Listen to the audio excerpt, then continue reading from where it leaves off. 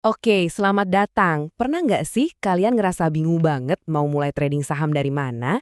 Nah, hari ini kita bakal bongkar tuntas sebuah sistem trading yang simple yang emang dirancang buat para trader pemula di Indonesia. Tujuannya apa? Simple, biar kalian bisa masuk pasar dengan lebih pede dan punya aturan main yang jelas. Oke, kita mulai dari aturan paling-paling dasar yang jadi jantung dari keseluruhan sistem ini. Sederhana banget. Beli pas harga lagi di bawah, jual pas harga udah di atas. Kedengarannya gampang kan? Tapi ya ampun ini yang paling sering dilanggar. Intinya tuh gini, kita mau sabar nungguin untung, bukan sabar nahan rugi gara-gara beli di pucuk terus harganya anjlok. Coba deh, lihat daftar ini. Ada yang jelek banget nggak rasanya? Tenang, tenang. Hampir semua trader pemula pasti pernah ngalamin ini. Nah, justru kebiasaan-kebiasaan inilah yang mau kita coba tinggalin bareng-bareng. Biar kita bisa trading lebih pintar dan nggak lagi dikendaliin sama emosi. Ini dia agenda kita. Pertama, kita bahas aturan emasnya. Terus, cara nyari saham yang potensial. Ketiga, kita belajar bareng cara baca sinyal otomatisnya. Keempat, strategi masuk dan keluar yang cerdas. Dan yang terakhir, ada peringatan penting yang wajib kalian tahu. Yuk, langsung aja kita mulai. Oke, bagian pertama, aturan emas trading. Kenapa ini penting? Soalnya sebelum kita ngomongin teknik dan segala macamnya, semuanya itu dimulai dari pola pikir yang benar. Ini mungkin kedengerannya agak keras ya, tapi ini beneran krusial. Jangan pernah telan mentah-mentah rekomendasi dari orang lain, siapapun itu.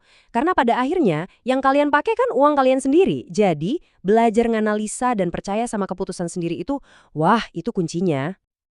Oke, pola pikirnya udah dapat nih. Sekarang kita masuk ke bagian yang lebih praktis.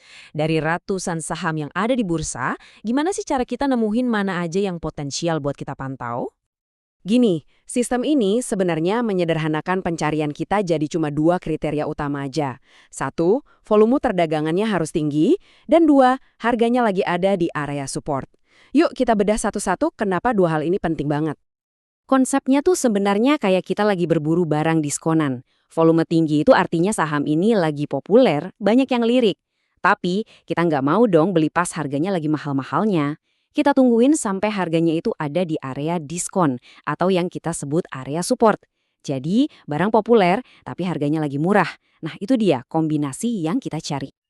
Nah, buat ngukur minat yang tinggi tadi, kita pakai istilah teknisnya volume breakout atau VBO. Anggap aja ini tuh kayak ada lonjakan keramaian yang datang tiba-tiba. Kalau volume transaksi hari ini jauh di atas rata-rata biasanya, itu pertanda ada sesuatu nih yang lagi terjadi di saham ini. Jadi, inilah dia kombinasi emasnya. Saat kalian lihat ada lonjakan volume atau VBO yang terjadi pas harga sahamnya lagi di area dasar atau support, itu sinyal yang kuat banget. Artinya, ada minat beli yang gede yang muncul justru pas harganya lagi murah. Momen kayak gini nih yang wajib kita perhatiin. Oke, kita udah tahu saham apa aja yang harus dipantau. Pertanyaan selanjutnya, kapan waktu yang pas buat beli? Kapan harus jual? Nah, disinilah sistem sinyal otomatis ini berperan jadi asisten pribadi kita. Asisten kita ini pakai indikator yang namanya Exponential Moving Average atau AMA. Gampangnya, bayangin aja ada dua garis di grafik harga kalian.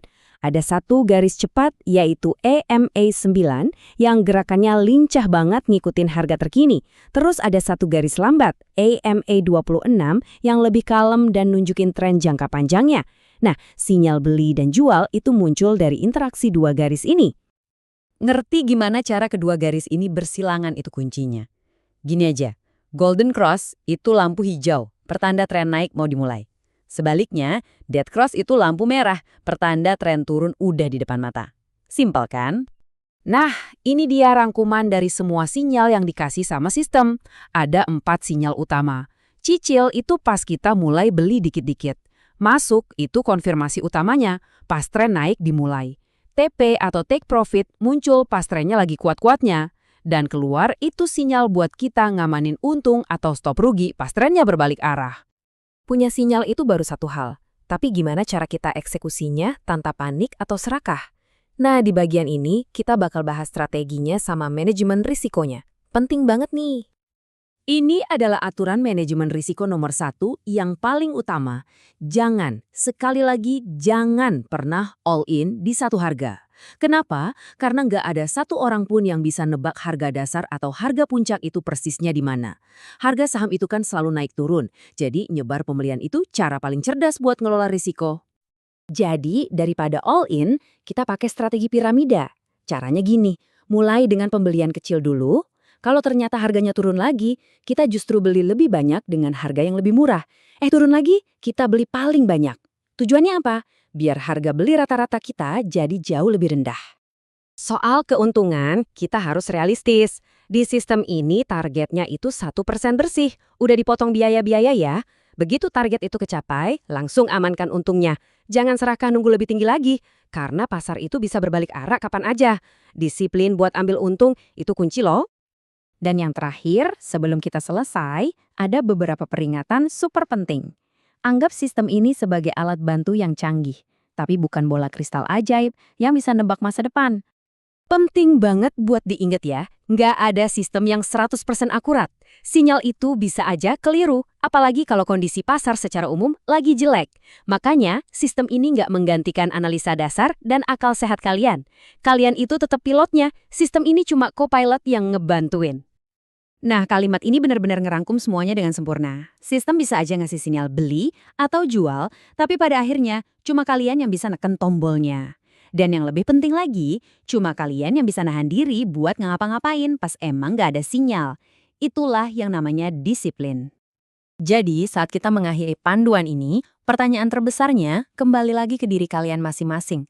Sistemnya udah ada buat ngasih sinyal. Pertanyaannya sekarang, bisakah kalian menyediakan disiplinnya?